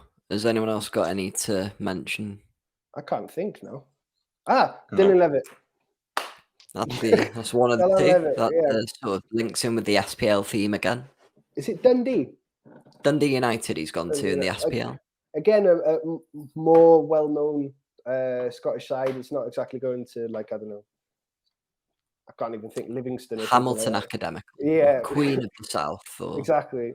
So decent move again for him. I mean, it's probably better for him than being in bloody Romania or wherever he was last year. Where did he go last year on loan? Yeah, it was somewhere really obscure in Eastern Europe, wasn't it? Something bizarre. Like Robbie Burton, who used to play for Arsenal, he went to the Czech League and never to be heard of since, isn't it? Well, but there you go. I mean, it could be a good move. He just needs football, that lad. I think he showed a good side of himself, actually, in the games just before the Euros and everything. You know, he played quite well. You know, he didn't. Did he play in the Euros? I can't think. No. I think he played in a couple of the friendly matches building up to it, but I don't think he came on. I don't remember, and I think he's I don't think he played. Friendly, maybe, but no, he didn't play. I think there was a few sort of eyebrows raised at his inclusion over someone like Will Vaulks, for example, wasn't there? Yeah. He was one of those sort of fringe players on the cusp of being cut from the squad, but I don't know. You know, they obviously see something in him as to Man United, or he wouldn't be on the books there, would he? So. Yeah, he's from Botherwithin as well, so he's born in the same place as me. Same hospital as you two, right? Something in the water, I tell you. May as well. No, the other one I had to mention. Who's the other one, Martin? Funny you brought up Robbie Burton, Sam, because he's gone on loan from Dinamo Zagreb. Former Arsenal youngster, Wales under-21 international. It's gone to NK Istra, who are another Croatian first division side. So then they finished, I don't know, maybe 6th or 8th last year. So Zagreb, obviously the champions. So he's been loaned out to another first division side. Imagine they're doing that so he plays more. So that'll be good for us. Did think it was a strange move. Because I've heard a lot of good things in the Arsenal camp about Robbie Burton, sort of quite a creative midfielder, sort of good engine on him as well, and quite strong for his size. But yeah, just another one of those. It's always tough when you've got such a big youth team. You know, you see it with Liverpool, like you've had a load of the Welsh lads fall through the cracks there. It just happens, doesn't it? But there was a bit of fan opposition to him leaving, like, oh, okay, well, you've touted this guy as one of the next players coming through in our youth system. Why have you just let him go for fairly cheap to, you know, a decent sort of Eastern European side?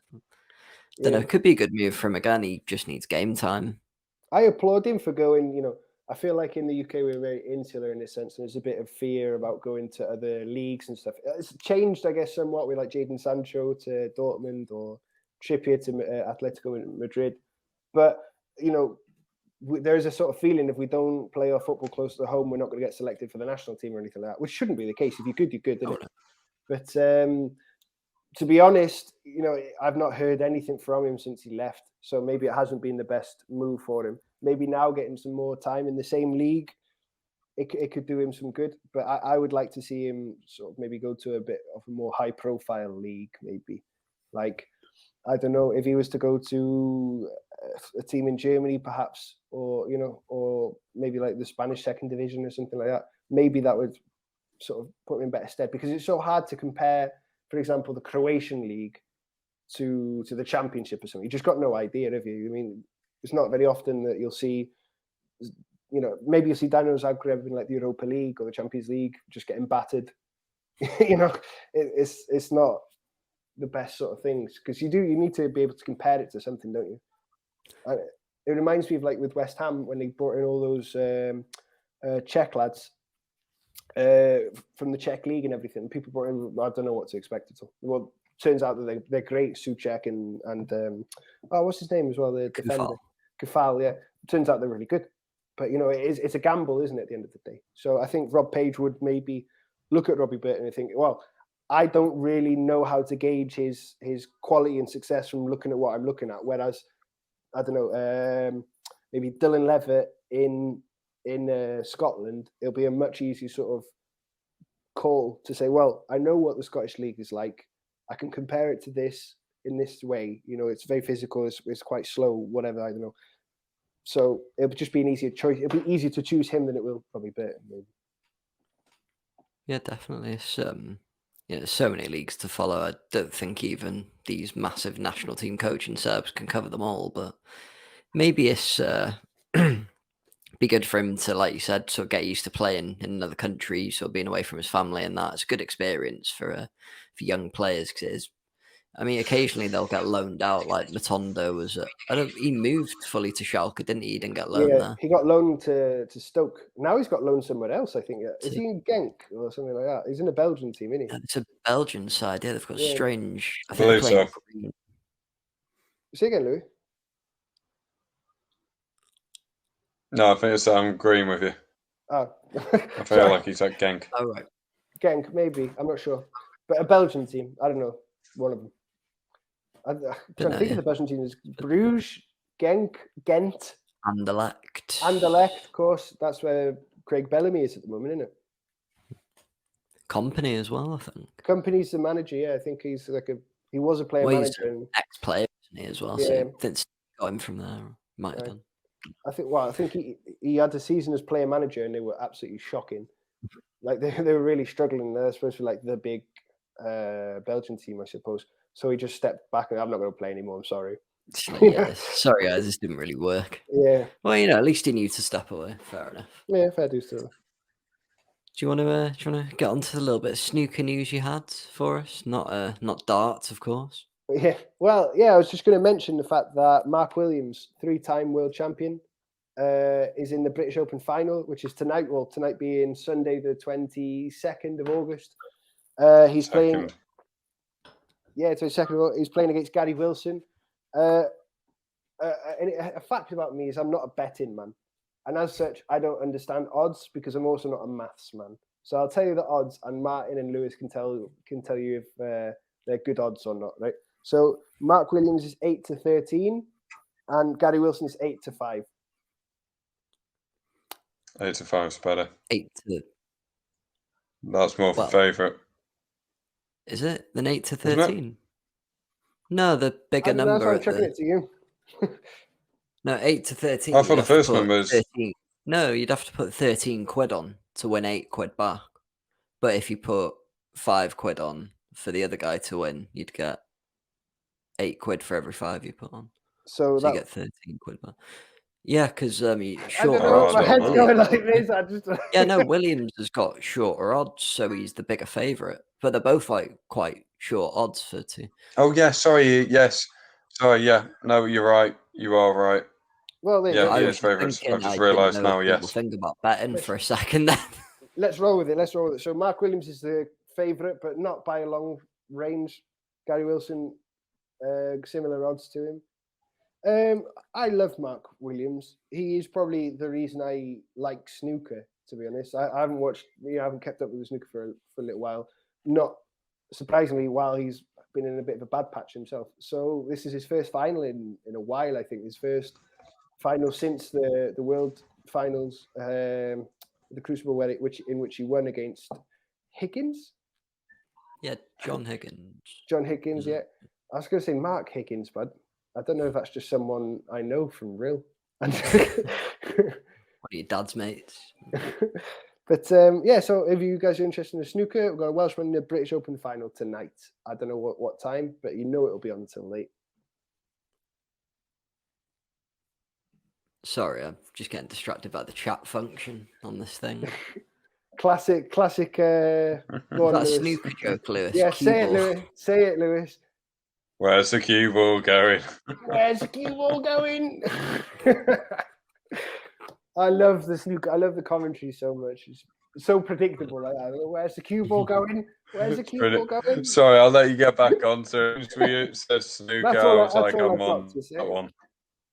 What about Welsh potting machine tonight? What about the Cymru Premiership? Did you guys catch some of the results from the Cymru Prem this week?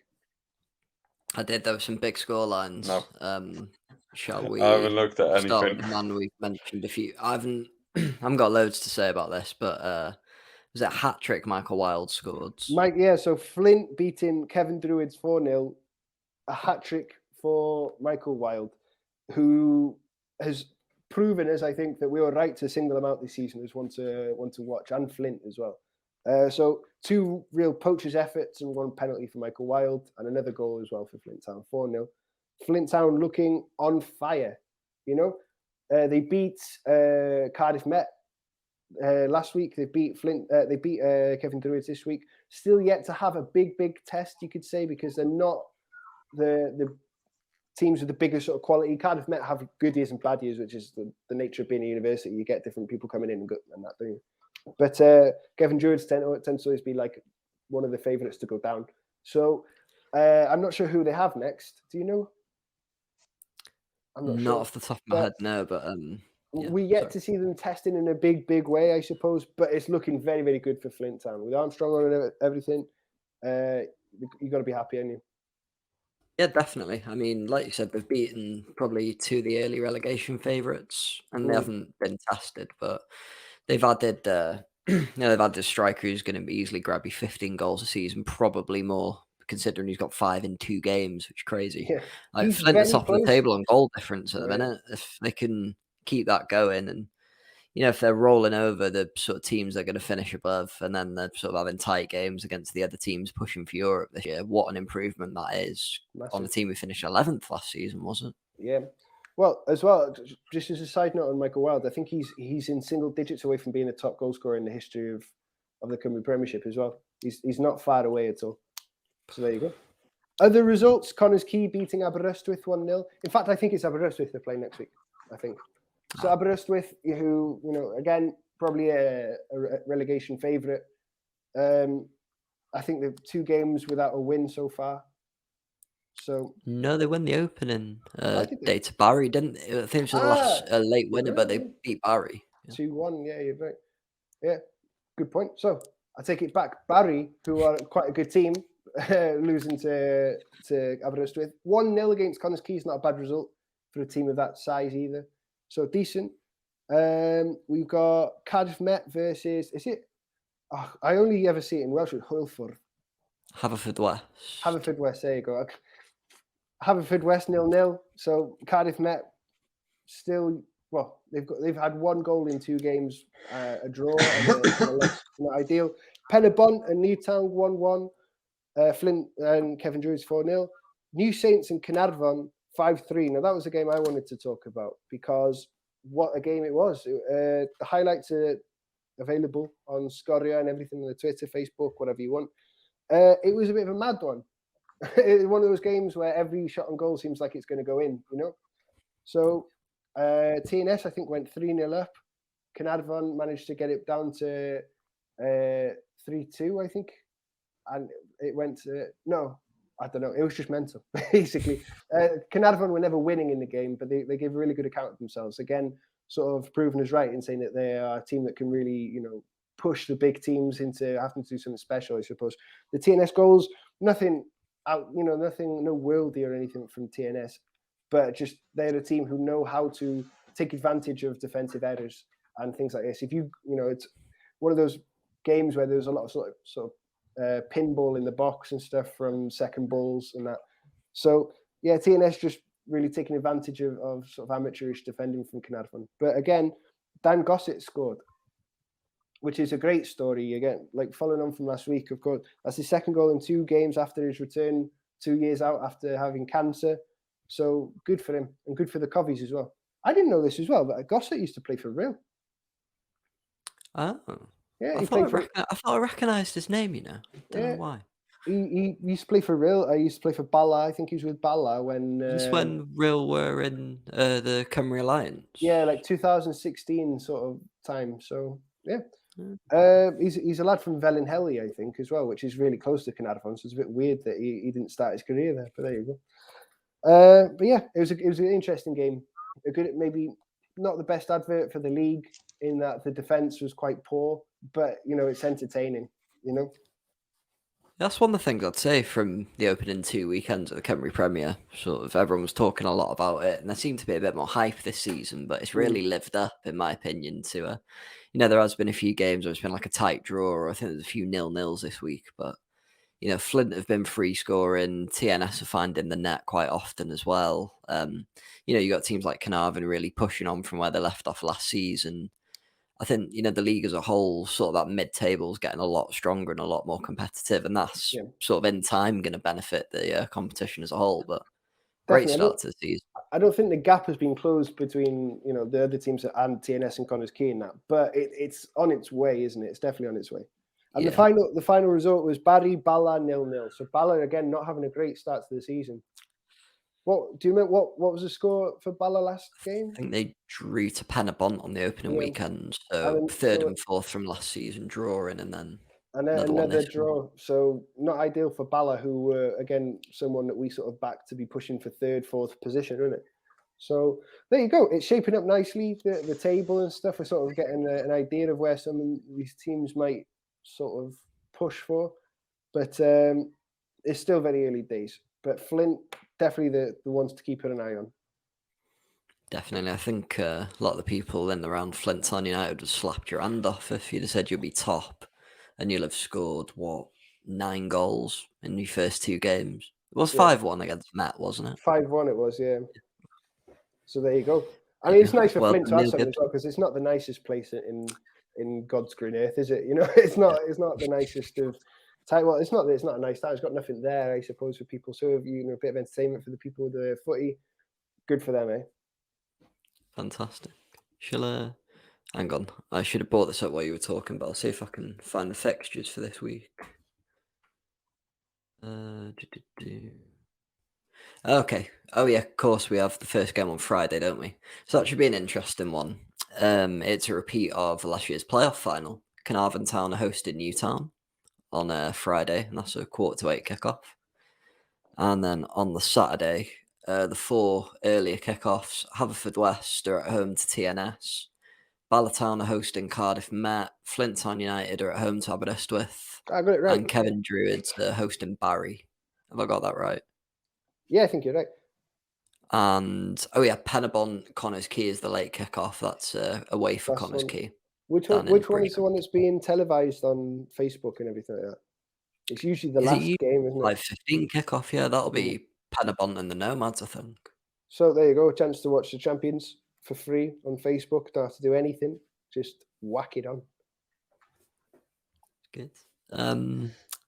Shall we move on to the rugby, and then Lewis can sort of zone out for 5 minutes? And yeah, I mean, with the rugby, zone out.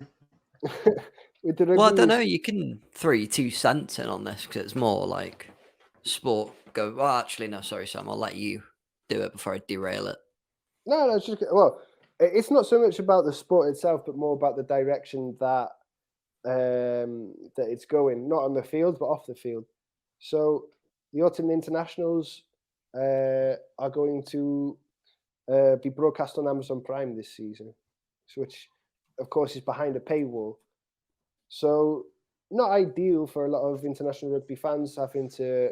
Well, the thing with Amazon Prime is that, you get 1,000,001 free trials, don't you? So I doubt anyone's actually going to pay for the bloody thing. But it's the precedent, I suppose. It's the principle of it all. So it's not going to be on terrestrial TV as normal. It's all going to be on Amazon Prime.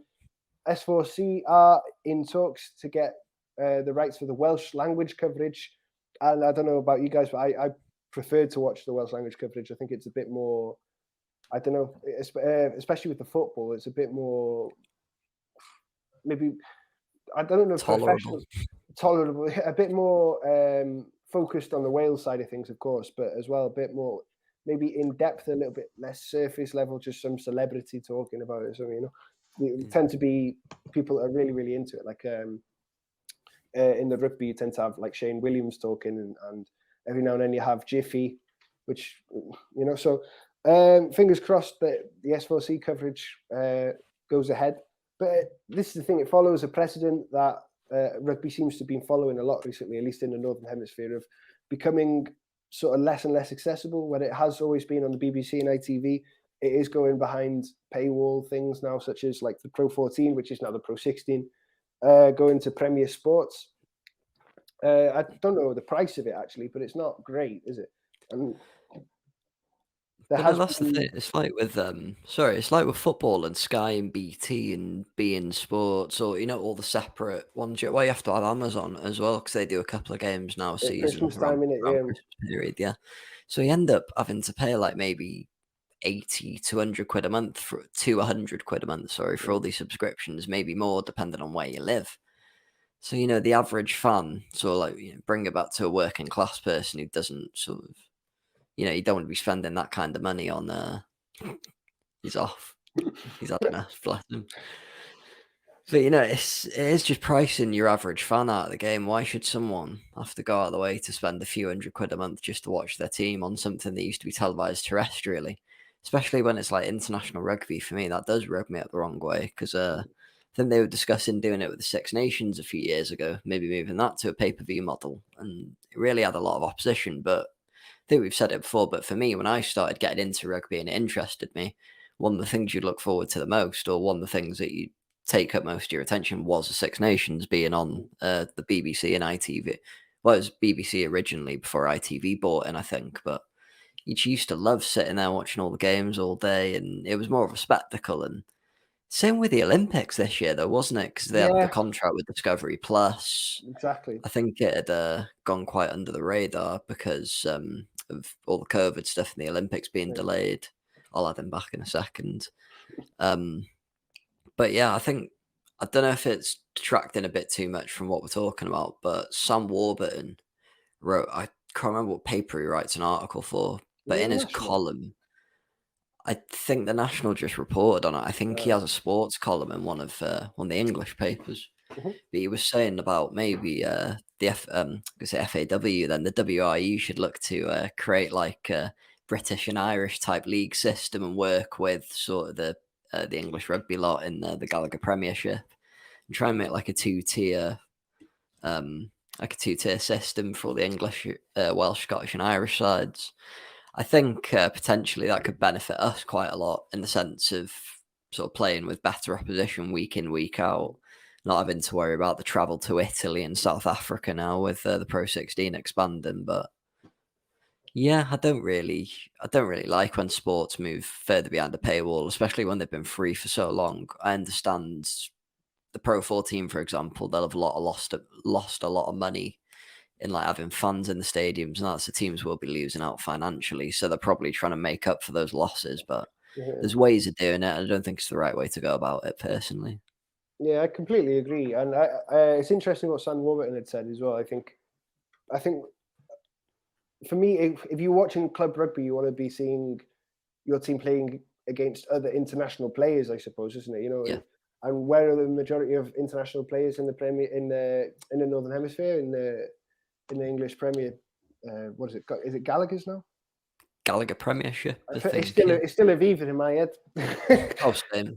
I still got to say the English Premiership, and I was like, football. I'm like, no. Yeah, well, however, there is a sort of silver lining in all of this. In the Pro 16, they're going to be showing the majority of the Welsh fixtures on BBC again. I think around 15 games are going to show, so that'll obviously be like the rivalry games and stuff between the regions. Oh. So that's good news. That's more than there was last year and the year before. Although Premier has sort of, I think, extended its contract for another year for the year it's coming, because it was 3 years, wasn't it? Their original contract. But I don't know. It's just not a nice thing, isn't it? What do you, Lewis? You okay? No.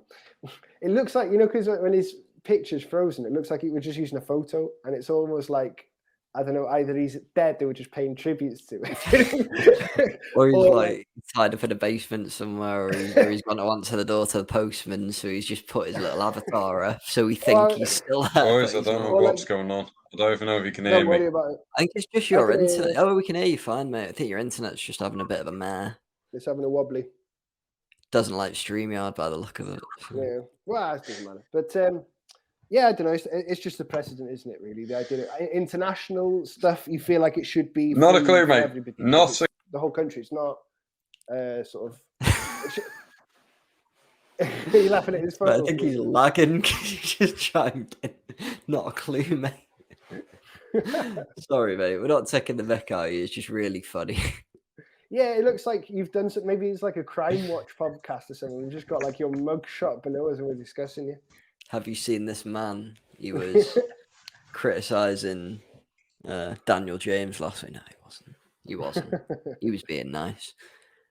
It's calling him Danny James. So what you said about having in. So what you said, Sam, you want to have your international players available during most of the club windows. I think that's been a problem with international rugby for a while, but Sean Fitzpatrick, I think it was he scrum off for the Kiwis or fly off, won the World Cup with them in the 70s or the 80s. He said something similar about how they should try and create sort of the international calendar and the club calendar so there's less instances of crossover, because probably like 4 or 5 months of the season you have the better players in your squad away on international duty. Yeah, and that's good for the more fringe members of the squad, or like the squad players, to come in and get game time, but it does lower the standard of the league. You're not going to see that in the Premier League, where you do occasionally sometimes with, I think you've had trouble with players going off to the African Cup of Nations and that. Yeah. But, they've moved that to accommodate for the league schedules. Should rugby not do the same? Oh, was it? Yeah, it's gone back. So you're going to not have Aubameyang or anything during that time? I haven't got him today, mate. Well, yeah. Starting with Martinelli up top today, I think. So. Well, he'll be off for the what do you call it as well, won't he? With the Copa America, yeah. He'll be gone for that too. So, so we're here slacking off rugby, but it's happening the same in football as well, I suppose. But I agree. The viewing figures. It's because it's not as prevalent in football, though, is it? 2 tournaments every 2 to 4 years. Yeah. 4 years, something like that. In rugby, it's happened since we've been watching the game. I know they're probably quite set in their ways and that, but it seems like they're not willing to change a lot of things to. The thing is as well, when you do have games and stuff in the Pro 14 as it is now, 16 next year, is that when they do have the Six Nations, their viewing figures must go down to single figures. Who wants to watch the Ospreys or something if Wales are playing? I don't know. Maybe I'm wrong in that, but for me it seems like cut your nose off to spite your face almost, doesn't it? Yeah, I get international rugby for the WIU is probably, well, it's obviously the big money spinner. We've seen how packed it gets firsthand at internationals, but, I think they've been not letting the club game down too much, but they've been sort of letting it take a little, so, okay, we'll just leave you on the side there. You sort of look after yourself, do what you want, and we'll check on you, make sure you're okay. So, you need to invest in the sort of roots of rugby. That starts with the clubs and that trickles down from the regions to like the junior clubs and like the grassroots teams and that, and then you improve the standard of the game at every level. Yeah. So they just need to take a bit more of a hands-on approach with it, I think. And why have they added? I still don't get why they've added South African teams in. It seems, especially now, it's fallen apart slightly, isn't it? So it's just like, I don't know, we're sort of picking up the debris almost, I think, isn't it? Yeah, but it's especially now with travel restrictions and that, it's just made it very difficult to get a comprehensive schedule together. It's going to be a mess, isn't it? But there we go. Anyway, guys, let's finish up on my trivia. I'll finish on my trivia, which I should have done earlier, to be honest. But it was about, again, a bit of piss boilery. That's even if I can get through. Let's see if you can even hear me, Lewis. So, my question is, which Wales international in 2018, which 3 years ago now, annoyed a set of rival fans while on international duty?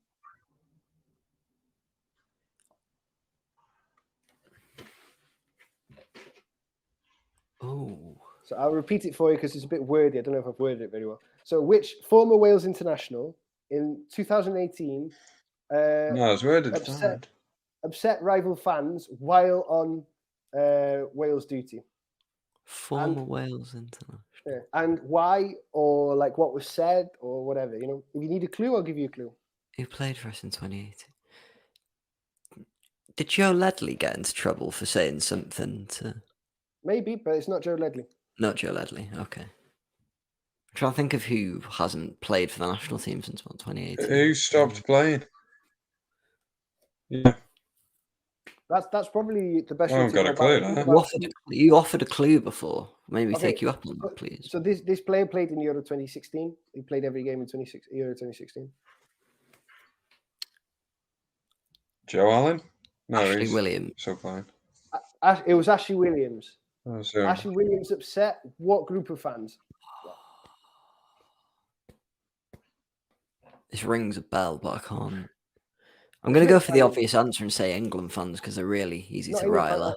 A club, a Welsh club. Oh, club fans. Oh, yeah. Cardiff fans. Cardiff fans, yeah. Did he say something about the border? Cardiff. No, he said. Well, I'll give it to you now. So you've got the players. So there you go. Fucking Wrexham Chester. Oh my God. he was going through, obviously, an ex-Swansea player. He was going through, you see the images of him like getting off the bus and walking into the thing. And there's pictures of people doing the Ayatollah in the thing. And he said, I was caught on camera with Joe Allen, also ex-Swansea, saying, "Look at these mugs doing the Ayatollah." And obviously, Cardiff fans not very happy for him. So he just slagged off the Ayatollah. I don't even know what the Ayatollah is very well. It's just going like that. I don't know what the relevance is to Cardiff fans. I always thought it was from that song that was always on at school disco, the McDonald's thing. That's what I thought it was. I thought it was just a plug to the Golden Arches. Like, but there you go. That's my one. In 2018, on Wales international duty, walking into the stadium, into Cardiff City Stadium, picture of people doing the Ayatollah. He called them mugs for doing it. So Cardiff fans not happy for that. I mean, they seem quite easy to rile up, Cardiff fans. And Swansea fans as well. And just as easy, fans. Just as easy. Swansea. That's why we have to segregate them. Yeah, well, there you go. But Swansea, I mean, not a great start to the season. Cardiff, quite a decent start to the season. Wrexham played one game, a draw against a bit of a bogey team for us, not so bad. We didn't talk about Newport, but they beat Tranmere 1-0 on the weekend, which is a good result, I suppose, for them. But there we go. Yeah, it was Alex Fisher's first start for County, and he marked it with a goal. I think he hit the bar earlier in the game as well, so seems like a decent goal for it. And from what I read, Joe Day had quite a good game, so he'd be a key signing for them returning this summer from, it was from Cardiff, wasn't it? Yeah. Well, there you go, lads. But yeah, Michael Flynn wasn't in charge for that one either, because poor sod's got COVID or he's isolating from it. So get well, Flinny. You'll be back soon, kid. Right.